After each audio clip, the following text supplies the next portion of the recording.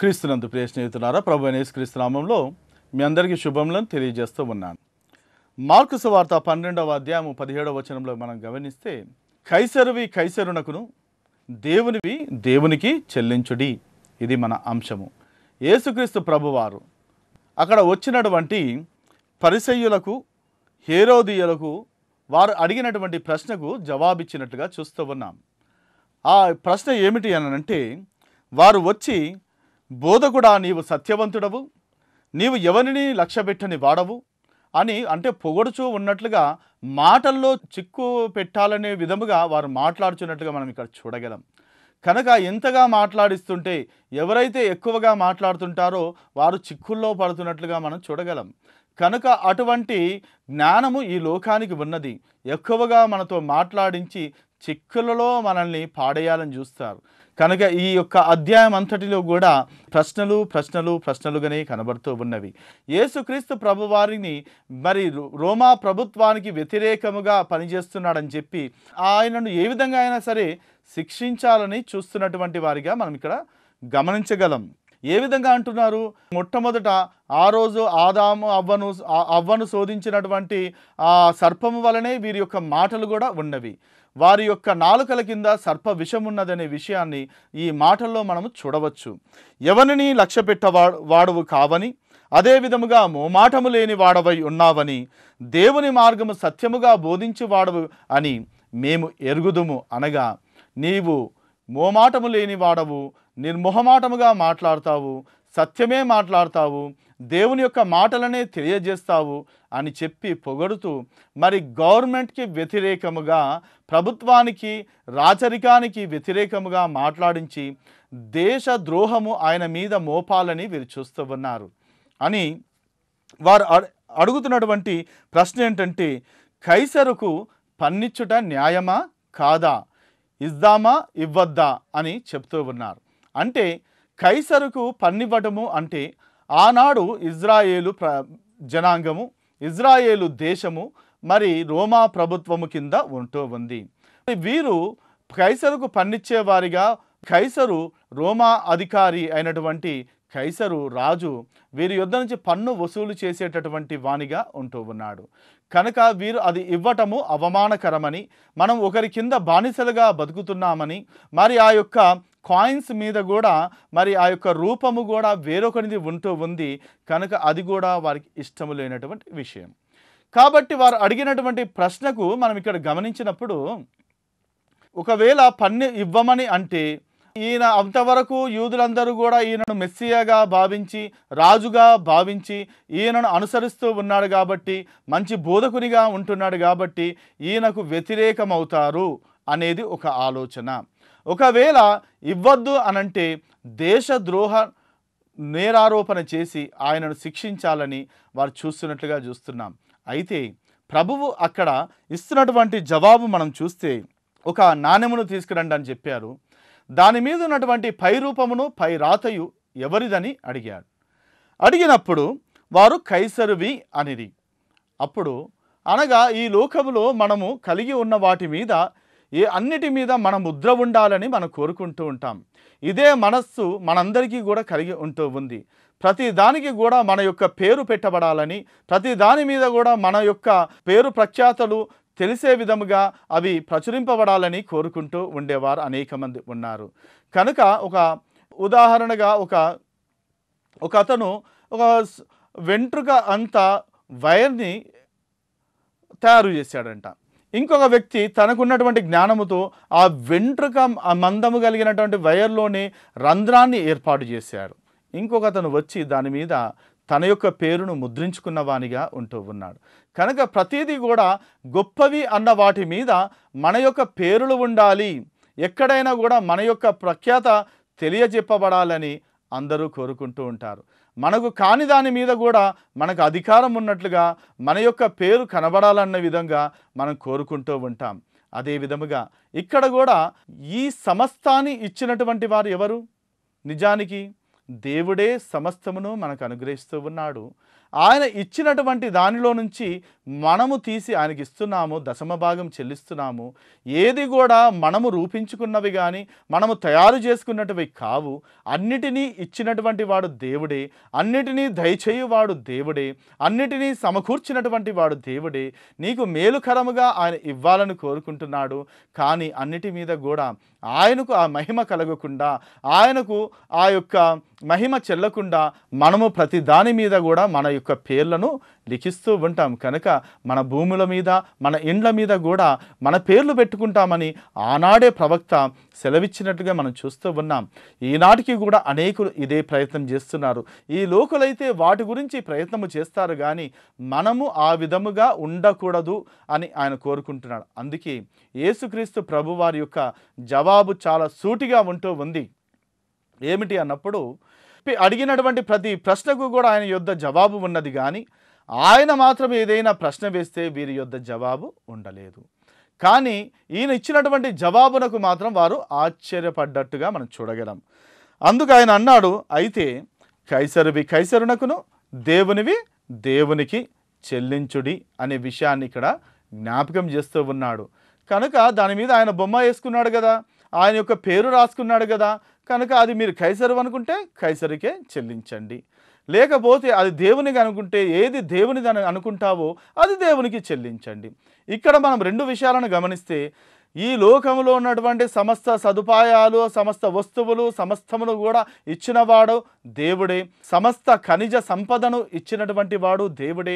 దానికి వేరే ఏదో రూపమును తయారు చేసి దాని మీద మన యొక్క పేరును మనము చిత్రీకరిస్తున్నాము, కానీ అది నిజానికి దేవునికి చెందవలసినది.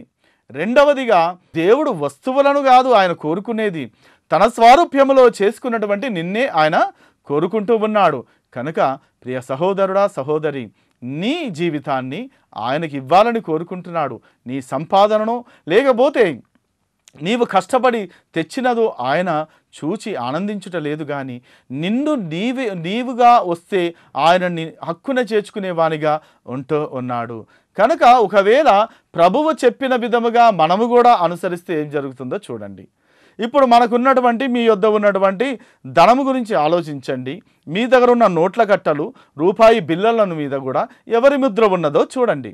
ఆ విధంగా చూస్తే ఈ లోకంలో మరి గాంధీ తాత కన్నా గొప్పవాడు ఇంకొకడు ఉన్నాడు. ఎందుకు అని అంటే, అన్నిటి మీద కూడా గాంధీ తాత బొమ్మ ఉంటూ ఉంది, ఇంకొన్నిటి మీద ఇంకొకరి బొమ్మ ఉంటూ ఉంది. కనుక అది ఆయనకే చెందుతుందని ఇస్తే, అంటే ఒక గౌరవ సూచనగా మనం పెట్టాం. మరి యేసు ప్రభువు చెప్పిన విధముగా చూస్తే, మరి ఎవరు రాసుకుంటే వారికే చెందుతుంది అని అనుకుంటే, మరి దాని వలన ఏమి కలుగుతుందో మనము గమనించవచ్చు. కనుక దీనికి ఉదాహరణగానే అంతకు ముందున్నటువంటి ఒక మనుషుడు ఉన్నాడు. ద్రాక్ష తోట నాటించి, దాని చుట్టూ కంచె వేయించి, ద్రాక్షల తొట్టి తొలిపించి, గోపురము కట్టించి, కాపులకు దానిని గుత్తకిచ్చి. మొదటి వచనంలోనే మనం గమనించినప్పుడు, ఒక మనుష్యుడు అంటే దేవుడు, ఆయన ద్రాక్ష తోట అంటే ఇజ్రాయేలు జనాంగం, నేటి దినానికి అన్వయించుకుంటే క్రైస్తవులు అనబడినటువంటి వారు. వీరికి ఆయన ఏం చేశాడంట, ద్రాక్ష తోట నాటించి జీవితాన్ని ఇచ్చి, ఆ దేశాన్ని ఇచ్చి, మరి అదే విధముగా దాని చుట్టూ కంచె వేయించి, వారికి కావాల్సినటువంటి ధర్మశాస్త్రాన్ని అంతటినీ కూడా పొందుపరిచి, అదే విధముగా మనతో ద్రాక్షల తొట్టి తొలిపించి, మనకు కావలసినటువంటి అన్నిటినీ కూడా ఆయన వాటిని అనుభవించే విధముగా, వాటికి కావాల్సినటువంటి సదుపాయాలన్నిటినీ కూడా ఆయనే ముందుగానే నిర్ణయించాడు, ముందుగానే ఏర్పాటు చేశాడు. కేవలం మనం అనుభవించే వారిగా ఉండాలని ఆయన కోరుకుంటూ ఉన్నాడు. గోపురము కట్టించి దానికి ప్రొటెక్షన్ కూడా ఇచ్చాడు ఆయన. ఆ విధంగా ఒక చుట్టూ కంచె వేయించాడు, గోపురము కట్టించి దానికి ఒక సైనికుల్లాగా వాటికి ఒక కంచె వేయించడమే కాదు, దానికి కాపలాను కూడా పెట్టించినట్లుగా చూస్తున్నాం. చివరికి కాపులకు దానిని గుత్తకిచ్చి, అంటే వారు కేవలము దాన్ని కాయాలి, సరిచూసుకోవాలి, దాని ఫలాన్ని మరి వారు అనుభవిస్తూ మరి తమ యొక్క యజమానికి నమ్మకమైనటువంటి వారిగా ఉండాలి అని ఆయన కోరుకుంటూ ఉన్నాడు. అదే విధముగా యేసుక్రీస్తు ప్రభువారు దేవుడు కూడా మన కొరకు మనని సృష్టింపక మునుపే ఆయన సమస్తమును బాగుగా చేసి, సమస్తమును కూడా మన కొరకు చేసి, మనము నివాసయోగ్యముగా ఉండటానికి సూర్యచంద్ర నక్షత్రాదులను, సముద్రము ఆకాశమును భూమిని అందులోని సమస్తమును పశుపక్షాదులను సమస్తమును నీ కొరకు చేసి ఉన్నాడు. వీటిని నీవు ఆహ్లాదకరముగా సంతృప్తికరముగా మరి నిండైనటువంటి జీవితము కలిగి ఉండాలని నీకు కావాల్సినటువంటి సాటి అయినటువంటి సహకారిని కూడా ఏర్పాటు చేసి ఉన్నాడు. కేవలము నీవు ఆ ద్రాక్ష తోటను ఆ తోటను కాచేటటువంటి పనినే నీకు ఇచ్చాడు. దాని నుంచి ఫలాలను రప్పించేటటువంటి వాడు కూడా ఆయనే అయి ఉన్నాడు. కనుక వీటిని ఏర్పాటు చేసినటువంటి దేవుడు తగిన సమయములో యుక్తకాలములో ఆ కాపుల యొద్ద నుంచి తన వంతు షేర్ తీసుకోవడానికి ఒక మనిషిని పంపాడు, ఒక దాసుని పంపాడు. కానీ వీరు ఏం చేశారు అంటే దాదాపు 4 సంవత్సరాల తర్వాత 5వ సంవత్సరంలో తన యొక్క వంతును తీసుకునడానికి పంపించాడు. అప్పుడు ఆ దాసులు ఏం చేశారంట, కాపు కాస్తున్నటువంటి వారు ఈ దాసుని కొట్టి అవమానపరిచి పంపించేశారు. ఆ విధంగానే మరి ఒక దాసుని 3 దాసులను ఆ విధంగా పంపితే కొంతమందిని కొట్టారు, కొంతమందిని చంపారు, మరి ఇంకా అనేక మందిని ఆ విధంగా పంపితే మరి వారిని కూడా అదే విధంగా వాళ్ళు చేసినట్లుగా చూస్తూ ఉన్నాం. అనగా సేవకుని యొద్ద ఒక అతను ఎంతకాలంగానో సేవ చేస్తూ ఉన్నాడు. ఆ సేవకుడు ఒక కాంట్రాక్టర్ అయి ఉంటూ ఉన్నాడు, ఆ విశ్వాసి. కనుక ఆ విశ్వాసికి ఆ సేవకుడు అంటూ ఉన్నాడు కదా, నీకు ఒక బాధ్యతను అప్పగిస్తూ ఉన్నాను, నీకు ఇంత రుసుము చెల్లిస్తాను, ఇంత డబ్బును చెల్లిస్తూ ఉన్నాను, నీవు ఒక మంచి ఇల్లును నా కొరకు కట్టించాలి అని చెప్పాడు. చెప్పి ఆయన తన యొక్క పని మీద బయటికి వెళ్ళినట్టుగా చూస్తున్నాం. కొంతకాలమైనా తిరిగి వచ్చాడు. అంతలో ఈ కాంట్రాక్టర్ ఏం చేశాడంటే తన యజమాని మీద తన సేవకుని మీద ఉన్నటువంటి ద్వేషమునంతా కూడా అక్కడ చూపెడుతూ, ఎందుకు ఈయన నన్ను ఎంతో బాధించాడు, నాకు ఎంతగానో మరి కష్టపెట్టాడు అని చెప్పి మరి ఆ యొక్క ఇంటిని పాడు చేశాడు. సరిగా కట్టలేదు, నివాస యోగ్యముగా కూడా కట్టలేదు, అది అంతగా పాడు చేశాడు. కానీ ఎప్పుడైతే మరి ఆ సేవకుడు తిరిగి వచ్చాడో, ఆ యజమాని తిరిగి వచ్చాడో, ఆ ఇంటిని చూసి, ఎందుకయ్యా ఈ విధంగా చేశావు, నీ యొక్క భారాన్ని నేను గమనించాను, నీకు ఉన్నటువంటి కష్టాన్ని నేను తెలుసుకున్నాను, నీ కొరకే నేను ఈ గృహాన్ని కట్టమన్నాను, ఈ గృహము మరి నువ్వు మంచి కాంట్రాక్టర్వి, నీ చేత కట్టిస్తే నీకు తగిన విధముగా కట్టబడుతుందని చెప్పి దీన్ని నీకు పని అప్పగిస్తే ఈ విధంగా చేశావంటే అతడు తన రొమ్ము బాదుకున్నాడు, ఎంతో ఏడ్చాడు, అంతటిని పాడు చేసుకున్నాడు. కాబట్టి అదే విధముగా మన జీవితం కూడా ఉంటూ ఉంది ప్రియులారా. దేవుడు సమస్తాన్ని కూడా ఇచ్చి ఈ లోకములో కాపుకాయమని ఆయన అంటూ ఉంటే మళ్ళీ ఎందుకనంటే మనం అనుకుంటాము ప్రతిదీ నాది నాది అని. నాది నాది నాదన్నది నీది కాదురా, నీవు రాయన్నది ఒకనాటికి రత్నమౌనురా అని. కనుక ఇటువంటి మంచి మాటలన్నీ కూడా ప్రతి దానికి బైబిలే ఆధారమని నేను అనుకుంటాను, విశ్వసిస్తాను. ప్రతి మంచి మాటకు, ప్రతి మంచి ఉదాహరణకు, ప్రతి మంచి పనికి కూడా బైబిలే అని నమ్ముతాను. కాబట్టి అందుకే ఈ మాట ఎక్కడ నుంచి వచ్చిందంటే యేసుక్రీస్తు ప్రభువారు అంటున్నారు, ఇల్లు కట్టువారు నిషేధించిన రాయి మూలకు తలరాయి ఆయను, అదే రత్నమైనది. అది లేకుండా వారు ఎంత ఇల్లు కట్టినా అది వ్యర్థము. అనగా తిరిగి ఎంత గొప్ప దేవాలయం కట్టినా మరి రక్షకుని ఆ దేవుణ్ణి అందులో నిలుపుకోకపోతే దాని వలన ప్రయోజనం ఏమిటి? ఆయనే మూల తలరాయి అయి ఉన్నాడు. ఆయన లేకుండా ఎంత గొప్పటి గృహాన్ని నీవు కట్టుకున్నా, ఎంత చక్కటి జీవితాన్ని, ఎంత చక్కటి కుటుంబాన్ని నీవు కలిగి ఉన్నా, నీవు చేస్తున్నటువంటి పనిలో నీవు ఆయనను కలిగి ఉండకుంటే, నీ కుటుంబములో ఆయన నువ్వు కలిగి ఉండకుంటే, నీ సమాజములో నీ సంఘములో ఆయన నువ్వు కలిగి ఉండకపోతే, ఆ మూలరాయే లేకుంటే దానికి విలువనే లేదు అనే సంగతిని మనము ఇక్కడ గుర్తించవచ్చు. కనుక ఇక్కడ చూస్తూ ఉన్నప్పుడు మరి ఇంకొంతమందిని ఆయన పంపాడు. పంపితే వారు వాని పట్టుకొని కొట్టి ఒట్టి చేతులతో పంపివేసినట్లుగా చూస్తూ ఉన్నాం. మరల అతడు మరి ఒక దాసుని పంపగా వారు అతని గాయము చేసి, తల గాయము చేసి, అవమానపరిచి కొట్టి చంపిరి. కనుక ఇంకను అతనికి ఒక కుమారుడు ఉండెను. ఎంతమంది కుమారులండి? ఆయనకు లక్షల మందో ఎంతోమంది ఉంటే ఒకడు పోతే ఏమిలే అని కాదు, ఒక కుమారుడు ఉండెను. ఒకే ఒక కుమారుడు, జనితైక కుమారుడు, యేసయ్య ఆ కుమారుడు. ఆయననే మన యొద్దకు పంపితే మనమేమనుకుంటున్నాము? ఇక్కడ ఈ కాపులు అనుకున్న విధముగానే మనము కూడా అనుకున్నాం. ఏమిటి అని అంటే, వారు తన కుమారుని సన్మానించెదరు అనుకుని తుదకు వారి యొద్దకు అతనిని పంపెను.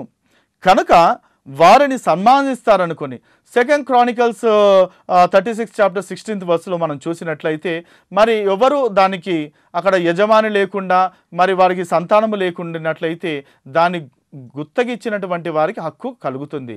వీరు అదే విధమైన దురాలోచన చేశారు. అక్కడ యజమానుడు ఉన్నాడు, అతని కుమారుడు ఉన్నాడు, కానీ వారిని చంపివేసి తమదిగా చేసుకుందామని వారు చేశారు. అదే విధముగా దేవుడు ఈ లోకానికి తన ఏకైక కుమారుణ్ణి, జనితైక కుమారుణ్ణి పంపిస్తే ఆయనను కూడా మనము సిలువ వేసి చంపాము కనుక ఆయనను మరి దుర్మార్గుల చేతికి అప్పగించాము కనుక ఇదే మాట పేతురు కూడా అక్కడ సభతో అంటాడు. అపొస్తలుల కార్యం 2వ అధ్యాయం 23వ వచనంలో మరి మీరు దుర్మార్గుల చేతికి అతనిని అప్పగించారని. కనుక దేవుడు సమస్తమును సృష్టించి అన్నిటినీ బాగుగా చేసి ఈ భూలోకమును నీకు నివాసయోగ్యముగా చేసి ఇందులో నిన్ను కాపుగా నిన్ను ఇస్తే వీటిని కాదని ఇది నీ సొంతం అనుకొని మరి దీన్ని బట్టే నీ ఉండాలని ఆ రక్షకుడే ఈ లోకానికి వస్తే ఆయననే లేకుండా చేసుకుంటే తిరిగి ఏ విధంగా మరి నీకు నిత్య జీవములోనికి ప్రవేశించగలవు? నీవు ఈ లోకంలో ఒకవేళ దీన్ని పొందుకోవాలని ఆర్భాటము నీకున్నా, ఆతృత నీకున్నా, నీ జీవితం ఎంత, నీ బ్రతుకు ఎంత, నీవు ఎంతకాలం ఈ లోకములో జీవిస్తాం, నీ బ్రతుకునంతటిలో కూడా మరి తర్వాత కాలంలో ఏమైపోతావు? నిత్య నాశనములోనికే, నిత్య కూపములోనికే వెళుతాము కదా. కానీ ఇది పరీక్షించడానికి ఆయన ఈ విధంగా ఇచ్చాడు కనుకనే మరి దాన్ని సరిగా చూసుకునేటటువంటి వారికి తర్వాత ఇచ్చివేసినట్లుగా కూడా మనం చూడగలం. కనుక యేసుక్రీస్తు ప్రభువారి జీవితము తర్వాత క్రీస్తు శకము 70వ సంవత్సరంలో మరి రోమా ప్రభుత్వం వారు వచ్చి దీన్ని సమూల నాశనము చేసినట్లుగా ఇజ్రాయేలును మనము చూడగలం. అదే విధముగా నీకు అప్పగింపబడినటువంటి పనిని ఒక నమ్మకమైనటువంటి మరి స్టూవర్డ్గా, గృహ నిర్వాహకుడిగా నీవు ఉండాల్సింది పోయి ఆయననే లేకుంటే నీవు ఉండాలని నీవు కోరుకుంటున్నావు. నీకు మేలు చేయాలని నీ స్నేహితుడు, నీ యజమాను నీకు ఏదో ఒకటి ఉచితముగా ఇచ్చినప్పుడు, నిన్ను ఇది అనుభవించమన్నప్పుడు ఏదో ఒకటి రెంటుకో నీకు ఇస్తే అతడే లేకపోతే ఇది నాదవుతుంది కదా అని చేసే దురాలోచన మంచిది కాదు. ఇక్కడ ఎందుకు అని అంటే మరి దీనిలో మనం కేవలం ఒక టెనెంట్స్ మాదిరిగా ఉన్నాం. మన నిత్య నివాసము పరలోకమై ఉన్నది. మన ఈ లోకములో పరదేశులమును పరవాసులమై ఉన్నాం. మనం ఇక్కడ నిత్య నివాసము మనకి ఇక్కడ లేదు. అది మనము తెలుసుకోక మరి ఆ యొక్క దేవాది దేవుణ్ణి కావున ప్రియులారా 2 దినవృత్తాల గ్రంథంలో 36వ అధ్యాయం 16వ వచనంలో చూస్తే వారు దేవుని దూతలను ఎగతాళి చేయుచు ఆయన వాక్యములను తృణీకరించుచు ఆయన ప్రవక్తలను హింసించుచు రాగా నివారింప శక్యము కాకుండా యెహోవా కోపము ఆయన జనుల మీదికి వచ్చెను అని. కనుక దేవుని సేవకులు దూతల వలె ఉన్నారనే వాక్యము ఆనాడే మరి ప్రవక్త రాసినట్లుగా చూస్తూ ఉన్నాం. కనుక ఆయన సేవించేటటువంటి వారు, ఆయన సేవ చేస్తున్నటువంటి బిడ్డలు దూతలుగా ఉన్నారు అనే విషయాన్ని మనం గమనించవచ్చు. అయితే ఈ లోకము వారిని ఎగతాళి చేయుచు ఆయన వాక్యములను తృణీకరించుచు ఆయన ప్రవక్తలను హింసించుచు రాగా ఆయనకు ఎక్కడ లేని కోపం వచ్చింది. నివారింప సఖ్యము కానటువంటి కోపము ఆయనకు వచ్చినది కాబట్టి ఇజ్రాయేలీలను ఆయన చెదరగొట్టినట్టుగా చూస్తున్నాం. ఇజ్రాయేలు దేశం అనేది ఆనాడు ప్రపంచ చరిత్రపు పుటలలో లేకుండా పోయినది.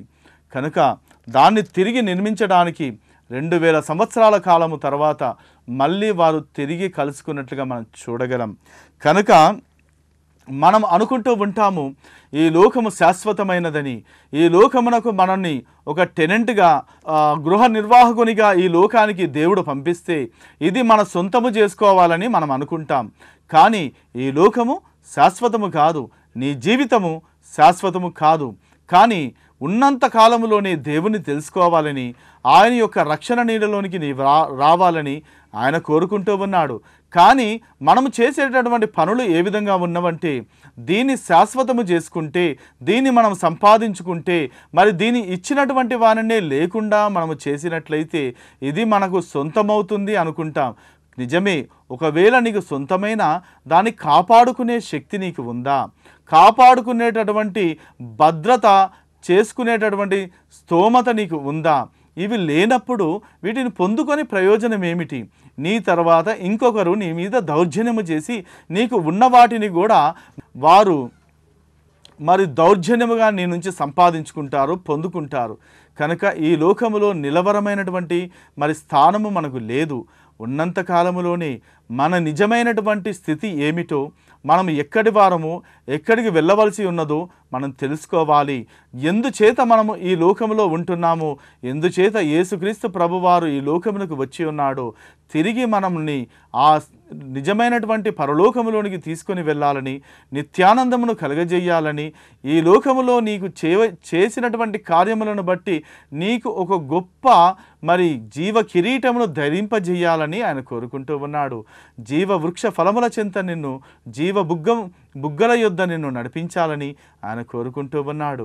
కానీ నీవు చేసేటటువంటి ప్రయత్నము ఈ లోక సంబంధులము కాబట్టి మనం ఈ లోక సంబంధమైన విషయాల గురించే మనము మరి ఎప్పుడూ చింతిస్తూ ఉంటాం. కానీ పరలోక సంబంధమైన విషయాలు పరలోకము నుంచి వచ్చినటువంటి జనితైక కుమారుడైనటువంటి యేసయ్యకు మాత్రమే తెలుసు. మనము ఆ లోక సంబంధము కాబట్టి, మనము అక్కడి వారము కాబట్టి, మనము దేవుని బిడ్డలము కాబట్టి, దేవుడు మనల్ని ఎన్నుకున్నాడు కాబట్టి, నీ యొద్దకు సువార్త ప్రకటింపబడినప్పుడు, నీ యొద్దకు వాక్యము వచ్చినప్పుడు దాన్ని తెలుసుకో, దాని మీద నీవు ఆధారపడు, రక్షణ భాగ్యమును పొందుకో, నిత్య నివాసములోనికి నీవు రావాలని ఆయన కోరుకుంటున్నాడు. నీకు సర్వశ్రేష్టమైనటువంటి అనుభవంలోనికి నిన్ను తీసుకొని రావాలని, ఈ లోకములో ఆశీర్వాదము, పరలోకములో కూడా మరి దేవుని యందు ఆనందమును కలుగజేయాలని ఆయన కోరుకుంటున్నాడు. ఈ లోకములో ఉండగానే నీవు సకల సదుపాయాలు కూడా ఉండాలి అనంటే పరలోకమును గురించినటువంటి విచారణ నీవు చెయ్యి. అక్కడికి వెళ్ళవలసినటువంటి మార్గం ఏదో తెలుసుకో, దానికి కారణము ఎవరో తెలుసుకో, ఎవరి ద్వారా అక్కడికి వెళ్ళగలవో నీవు పరీక్షించి మేలైనది ఏమిటో మరి కనుగొను. లేకపోతే నిత్య శిక్ష తప్పదు, నిత్య నరకము బహుభయంకరమైనది. ఏ విధంగా అయితే పరలోకం అనేది ఉన్నదో నిత్య నరకాగ్ని అనేది కూడా తప్పకుండా ఉన్నది. అక్కడ నీవు వెళ్ళుట కంటే దేవుని యొక్క రాజ్యంలోనికి వచ్చుట ఎంతో శ్రేయస్కరము. ఎందుకనంటే దేవుని బిడ్డలుగా నిన్ను చేసి ఉన్నాడు, కానీ మనము ఆయన నుంచి దూరం అవుతూ ఉన్నాం. మనకు ఒక సమయాన్నిచ్చాడు, మరి ఆయన ఆ రక్షణ భాగ్యం తెలియకుండా చెయ్యలేదు. ఆయన కృపామయుడైన దేవుడై ఉన్నాడు కాబట్టి నీవు తెలుసుకునే విధముగా, నీ యొద్దకు వచ్చే విధముగా ఆయన ఈ వాక్యాన్ని ఏర్పాటు చేశాడు. కనుక ఈ వాక్యమును విన్నటువంటి నీవు నీ హృదయములో మరి మెత్తని మాంసపు హృదయాన్ని పొందుకోవాలంటే పరిశుద్ధాత్మ ప్రభువును స్వీకరించు. ఆయన నీలోకి వచ్చి నిన్ను దేవుని యొద్దకు నడిపించేటటువంటి కార్యాన్ని జరిగిస్తాడు. ఆయన నిన్ను ఒప్పిస్తున్నటువంటి మరి ఆ యొక్క పాపపు ఒప్పుకోలునంతటిని కూడా దేవుని యొద్ద మనస్ఫూర్తిగా ఒప్పుకున్నట్లయితే నిత్యమైనటువంటి మార్గములోనికి, జీవ మార్గములోనికి నిన్ను ఈరోజే తీసుకుని రావడానికి ఆయన సమర్థుడైనటువంటి దేవునిగా కనబడుతూ ఉన్నాడు. కనుక ఇక్కడ ఇజ్రాయేలు చేసినటువంటి పాపమును, మరి అక్కడ బోధకులుగా ఉన్నటువంటి వారు, పరిసయ్యులు, శాస్త్రులు అనబడినటువంటి వారు, కావున ప్రియులారా, యేసుక్రీస్తు ప్రభువారు వాక్యము ద్వారా నీ యొద్దకు వచ్చినప్పుడు ఆయనను నిరాకరించకు. ఇల్లు కట్టువారు నిషేధించిన రాయి మూలకు తలరాయి ఆయను అనే సామెత ఎవరైతే ఆయనను తృణీకరిస్తూ దేవుని రాజ్యమును కట్టుదామనుకుంటున్నారో, మరి ఆయనను ఉండకుండా చేస్తూ ఉన్నారో, వారి గురించినటువంటి శిక్ష మన మీదికి రాకుండా చూసుకోవాలనుకుంటే ఆయన నీ యొద్దకు వచ్చినప్పుడు నీవు ఆయనను అంగీకరించు. నీవు అంగీకరించినప్పుడు నిత్యానందము నీకు కలుగుతుంది, నిత్య సంతోషము, పరలోక రాజ్యము, మరి నిత్య నివాసములో నీవు ఎల్లప్పుడూ ఉండేటటువంటి విధముగా, మరి నీ ప్రియులతో కలిసి నీవు ఆనందించే విధముగా దేవుడు ఏర్పాటు చేసి ఉన్నాడు. కనుక ఈ విషయం గురించి మరి కీర్తన 118, 22, 23 వచనమును ఉటంకిస్తూ ఉన్నాడు కాబట్టి యేసయ్య, మరి వారు అనుకుంటూ ఉన్నారు, మరి తమ గురించి చెప్పారు కాబట్టి ఆయన ఎన్నోసార్లు పట్టుకోవాలని చూశారు. యోహాను సువార్త 7వ అధ్యాయంలో మనం గమనించినప్పుడు 3 సార్లు ఆయనను పట్టుకోబోయారు. మరి 25వ అధ్యాయం 25వ వచనములో, 30వ వచనములో, 44వ వచనంలో కూడా మనం చూసినప్పుడు ఆయనను పట్టుకోబోయారు. ఆయనను మరి దుర్మార్గుల చేతికి అప్పగించి చంపాలనుకున్నారు. 6 గుంపులో నీ ఉండకు, యేసయ్య మార్గంలో నడుచుకునేవానిగా నీ ఉండు. దేవుడు నిన్ను, నీ కుటుంబాన్ని దీవించునుగాక. ఆమేన్. ప్రార్థన చేసుకుందాం. ప్రేమ కలిగిన మా పరలోకపు తండ్రి, నిత్య నివాసి అయినటువంటి మా యేసయ్య, ప్రభా నాయన పరలోక ఆనందమును కలిగించుటకు ప్రభా మీరు సమస్తమును విడిచిపెట్టి ఈ లోకానికి వచ్చి ఉన్నారు. ప్రభా మీరు మాకు అప్పగించిన దానిని బట్టి మేము మిమ్మల్ని మహిమపరచక ఇది మాది మాది అనుకుంటున్నాము నాయన. అది మాది కాదు తండ్రి, సమస్తమును ఇచ్చినవే నాయన. కనుక తండ్రి ప్రభా మేము మిమ్మల్ని మహిమపరిచే విధముగా ఈ లోకంలో జీవించడానికి సహాయం దయచేయండి. వీక్షిస్తున్నటువంటి ప్రతి ప్రేక్షకుని ప్రేక్షకురాలని కూడా ప్రభా వారి యొక్క హృదయాల్లో కొత్త నూతన జన్మ అనుభవమును తీసుకొని రమ్ము నాయన ప్రభా. వారి యొక్క జీవితంలో గొప్ప మార్పును కలగజేయండి ప్రభా. ప్రతి విధమైనటువంటి వేదన నుంచి బాధ నుంచి ప్రభా తొలగించి శాంతి సమాధానంను అభివృద్ధిని దయచేయమని ఈ కార్యక్రమాన్ని స్పాన్సర్ చేసినటువంటి బిఎన్ విజయ్ కుమార్ గారిని, వారి తోబుట్టువులను, వారి తల్లిదండ్రులను మరి ప్రభానన వారిని బహుగా దీవించమని, వారు ప్రజాసేవలో ఉండగా ప్రభా ఇంకా ప్రభానన ఆ బిడ్డ ద్వారా అనేక మేలులను జరిగించమని మరి ప్రభా ఈ కార్యక్రమం వీక్షిస్తున్నటువంటి ప్రతి ఒక్కరి హృదయంలో మీ యొక్క మేలును మీ సహవాసమును దయచేయమని నజరేయుడైన యేసుక్రీస్తునామం ప్రార్థన చేస్తున్నాం పరమ తండ్రి. ఆమేన్, ఆమేన్, ఆమేన్. దేవుడు మిమ్మల్ని దీవించును గాక. ఆమేన్.